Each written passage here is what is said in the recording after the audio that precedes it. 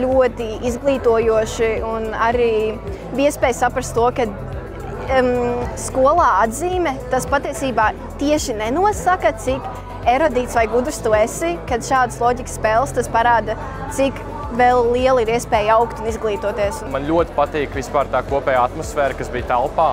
Un es uzskatu, ka idejiski tas ir tāds pasākums, kas ir, protams, viņš arī attīst tādu, domāšanu, komandas sadarbību, bet es uzskatu, ka arī ļoti liela priekšrocība ir, ja tu nāc vēl vienu gadu, tāpēc es domāju, ka nākošais gadu mēs noteikti apsvērsim, varbūt ne tieši tādā pašā sastāvā, bet noteikti turpināt šo tradīciju, saucamo nākt uz šo pasākumu, jo tiešām bija ļoti interesanti, es uzskatu.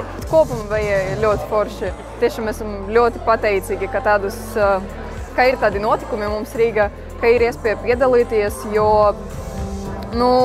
tāda pieredze ir, manuprāt, ļoti forša, ļoti svarīga, īpaši pusauģiem un tiem, kuriem patīk sevi izaicināt.